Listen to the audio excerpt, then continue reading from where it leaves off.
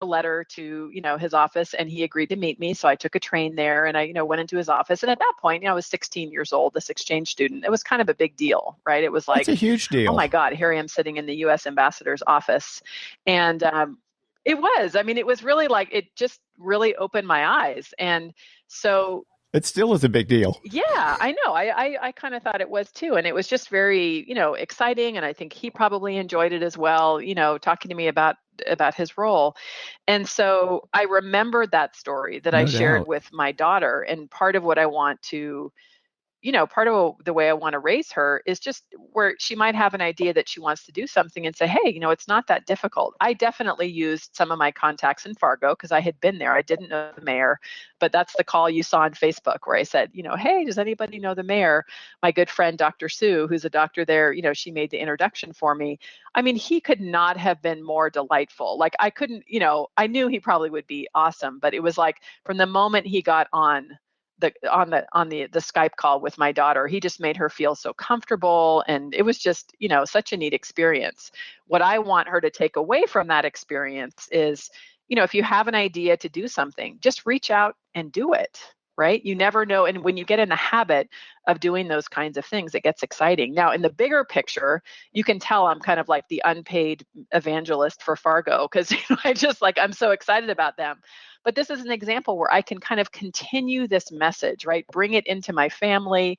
I shared that video that she shared with her class with my newsletter list so people can see that. It helps to plant the seed with people who have been on the community tour about, neat connections that are happening. And it just creates this kind of richness and, in a very emotional human connection that we have with each other, and I hope some people just said, wow, that's kind of cool. Maybe I can think about that when my kid has a report that they have to do. Well, not only that, I'm thinking about public relations for Fargo. And I think frequently about how companies or communities or any kind of organization or entity pushes and tries so hard in the old days of public relations and also with social media to get notice and to get their message out. And it's so contrived versus just being real and being helpful and, in a sense, letting it happen organically because you're proactively helping people. The mayor didn't have to reach out, but he did. He did so with apparently with graciousness. And as a result, not only does your community know about it, but everything that I hear these days about Fargo, whether it's through the Misfit Conference and just a number of people that are connected with it, even as we're talking about it now, they're just doing an incredible job by being different in great ways.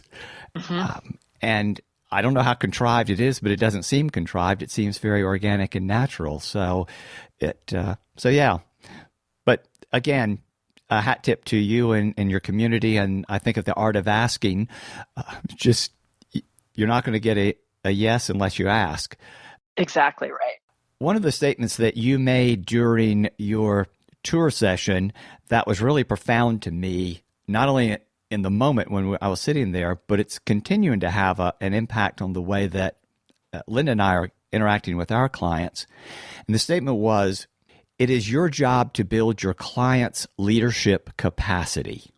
Unwrap that for me again so that others can understand the significance of what building leadership capacity entails. Yeah, I get so super excited when I think about this. And in fact, I think it's really the seed and the heart of the next book that I'm working on. I'm just finding the words to describe it. So I get like really excited about it. And what I shared in the workshop is sometimes if probably listeners, right, come from all kinds of different backgrounds, but if you've been in the world of online business or, really any kind of mainstream business these days, there's so many messages that you get about building your profile and building your platform and creating a community. Community is a term that we throw around a lot.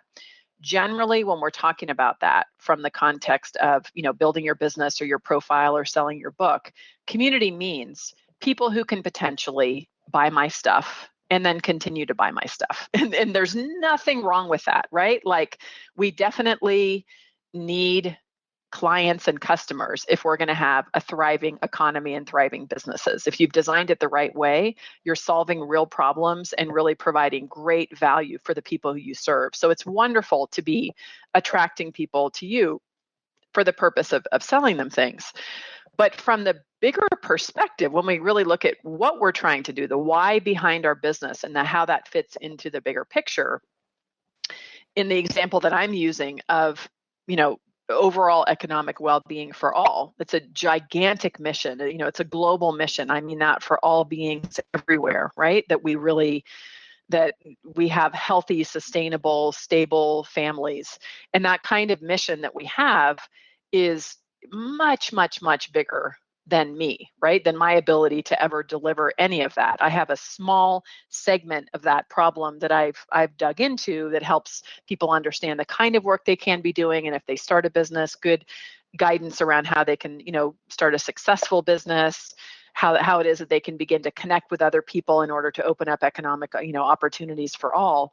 But really what it is that I need to be doing if I'm serious about that mission is, with every single person that I work with, help to make them more and more capable of doing that work themselves, right? Of really, not only like, if I'm working with a particular business owner, not only do I want to help solve their problem of getting their business really up and thriving, right? But I need, if I am serious about my mission, I need them to also be able to understand it so much that then they can turn around and they can share and they can teach their friends, right? They add their own flavor to it. They do their own piece to it. And I see this every day with my clients, and it makes me so tremendously proud, right? What I've always wanted do in the 20 years that I've been in business for myself is to work myself out of a job, right? Really build that capacity of the people that you're working with. So it has some really specific points to it that are a little bit different than just building an empire where you want everybody to like you and everybody to feel like you have all the answers, and in some ways building in a dependency. You can feel proud of what you're doing, and hopefully you're sharing really good answers. But really what you're trying to do when you think about it strategically is really to understand, what do people need to learn? What do they need to learn so they feel their own leadership potential? Not so they look at me as the ultimate thought leader or whatever, title to attribute, but so that they actually recognize their own potential, so that they learn and they grow. And I provide experiences in my business, in the way that I run my business, that becomes a learning environment. And I think this kind of concept really reaches out and can wrap around brands. I just asked my newsletter list a couple of weeks ago for examples of brands that people interact with that they not only love, that deliver a great product or service, but where they also feel that they're better and smarter by their interaction with them. So that can be somebody recommended, 37 Signals, who creates Basecamp, where not only do they create a product that helps you manage your projects, but they also share really great content, right? They have amazing, interviews available on their site. The whole way in which they structure their business makes you feel better and smarter for having, right, interacted with them. And I think we've talked about content marketing for a long time, which is definitely a piece of it, but I think that it goes beyond that. I think it's about, brands and companies really understanding how to create experiences that really encourage learning and interaction to happen, right? That are not just having absolutely. a bunch of superstars on the stage, but are really helping to recognize that people in the audience also have that kind of wisdom and expertise.